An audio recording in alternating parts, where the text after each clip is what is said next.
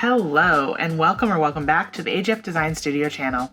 My name's Alana, I'm a freelance lettering artist and designer, and this video is going to be 100 tips for Adobe Photoshop for the iPad. This was inspired by Art with Flow's tips video for Procreate that she made. I'll link that in the description box below. If you want to get in some great tips in rapid fire for Photoshop for iPad to bring you up to speed, let's go. Under the Your Files section, multiple files can be selected at once by tapping Select and checking them one by one. Once selected, they can also be mass deleted by hitting the Delete trash can at the bottom of your screen. You can recover your deleted files from your deleted file section, hitting the three-dot icon and hitting Restore. You can also permanently delete any of these files by hitting Permanently Delete. You can organize your files in a few ways: by date modified, date created, or by name. You can also hit this arrow to adjust them in ascending or descending order. You can change the view of your files by tapping this icon to switch from a list view to a grid view and back. From your home screen, you can check out new and upcoming features by swiping down and checking them out. And you can even suggest features to the team. Going to the three-dot icon can allow you to view the version history of your file. This will give you access to the different versions of your artwork, and then you can flag different versions as ones that you want to save so that they don't get expired or deleted after 30 days. In the Your File section, you can take any of your solo files and drag them into folders. Hitting the three-dot icon by your file will also allow you to make the file available offline just in case you lose internet access. Under the Learn tab, you can take guided tours throughout the Adobe Photoshop for iPad app on specific topics like layer masking, retouching images, and more. This is also where you'll find guided video tutorials about certain areas of the app as well. Tap the cloud icon to double check your online status and make sure that you're syncing to the cloud. You can import and open your Lightroom photos directly into Photoshop for iPad. Because of cloud documents, all of your Adobe Fresco files will also appear in Adobe Photoshop for the iPad. When you go to Create New, anytime you've created a custom document configuration, you can find it under the Recent tab. When you select the Move tool, you have a small extra menu here where you can tap the three-dot icon and access this auto-select layer on canvas. This will allow you to auto-select layers just by tapping anywhere on your canvas. Change this to apply to groups as well. With your Move tool active, this small line that shoots up from the top allows you to rotate. This will activate your Transform tool. Once you're happy with your rotation, you can either hit the check mark or this stop sign icon to cancel. Under the Transform tool, you have many options like scaling and rotating, skewing, distorting, and adjusting your perspective. This is also where you can flip horizontally and vertically. You can also go to your Transform settings and put in a precise rotation angle. You can press and hold on any tool with a white arrow icon in the bottom right-hand corner to expand its options.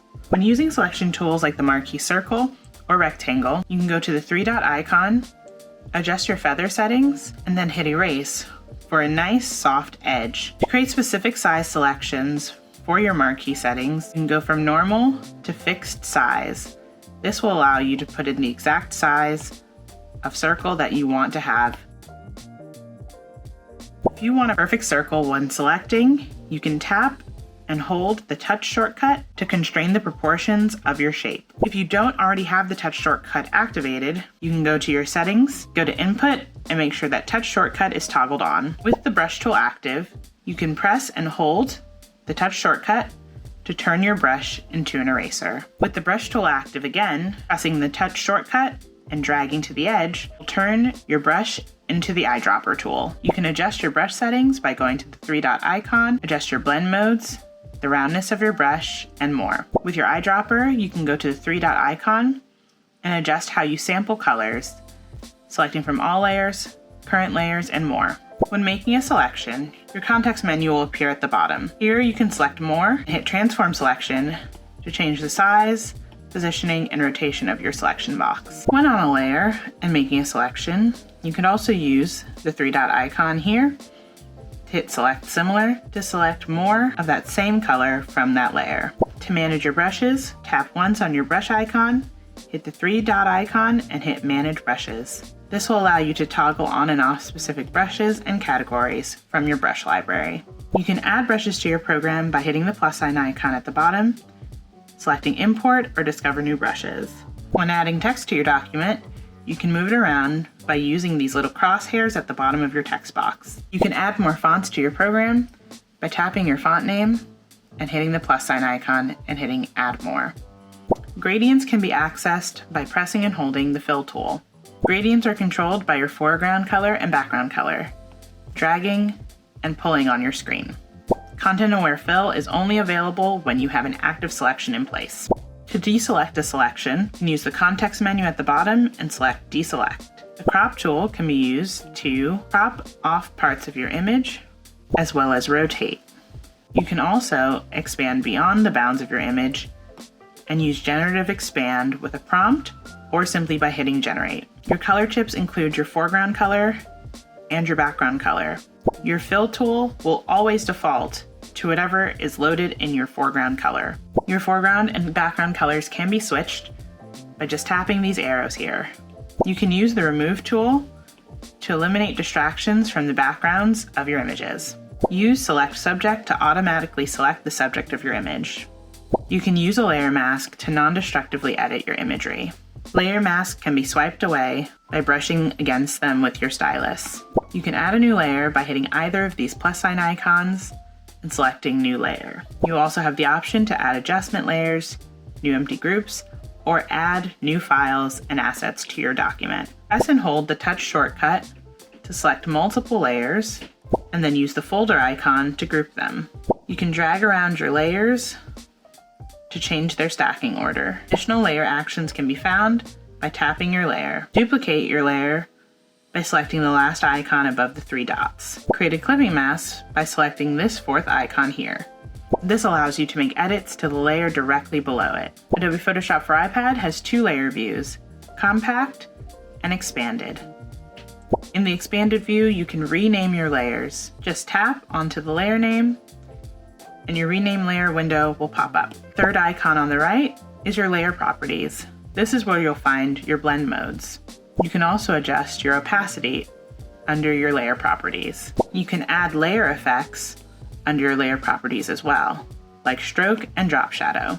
These effects can stack, so you can add multiple strokes and drop shadows within your same object and document. When you add a layer effect, you'll see a small FX icon appear in the bottom right-hand corner of your layer tile. Going to the three-dot icon and adding a clipped adjustment will allow you to make edits only to the layer directly below it. Without a clipped adjustment, your edits will apply to all layers in your document. You can access Gaussian blur under this fifth icon, filters and adjustments. There you can use your slider to adjust your Gaussian blur amount. You can also access your liquify tools to push around your pixels and reimagine things even more. Lock your layers using the three-dot icon and selecting Lock Layer. This will prevent any further edits from happening to this layer. You can convert your layers to smart objects by tapping, hitting the three-dot icon, and selecting Convert to Smart Object. Tap your layer, hit the three-dot icon, and hit Load as Selection for quick selection of all the pixels on that layer. To reverse your selection, you can use the context menu and hit Invert. In the context menu, hit the Erase button to quickly erase anything inside of your selection. Tap your layer, hit the three-dot icon, and hit Merge Down to merge that layer with the one directly below it. Spread your fingers apart to zoom in, bring them together to zoom out. Two-finger tap to undo, three-finger tap to redo. Quick finger pinch to fit your document to your screen. Double tap your screen to fit it to 100%. You can also use the undo and redo arrows at the top of your screen. Any menus that have gray bars at the top can be moved around into whatever position you like. You can also set your specific zoom amount by tapping the percentage next to your file name. Tap the top of your file to change your file name. You can also hit Save Now to save your document instantly. Hit the share button to share your document with collaborators by sending it to their email so they can leave comments and edits. When you're ready to export, you can hit Quick Export to quickly share to social media or save to your device. You can also hit Publish and Export so that you can export to different file types. Find information about your document, like your document size and more, by hitting this eye icon. You can also change your image size here by tapping image size. If you ever get lost in the app, you can hit the question mark icon, take a tour, review the gestures, the functions of the touch shortcut, and more. To leave a review for the app, you can go to your settings gear, go to the About tab, and hit Leave a Review. General tab will allow you to change your system preferences and display.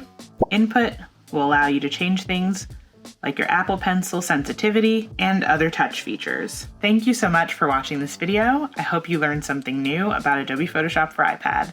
If you want to get more in depth with the program, check out my Photoshop for iPad for Beginners video in the description box below. Share this video with a friend, hit like if you enjoyed it, and I'll see you in the next one. Bye!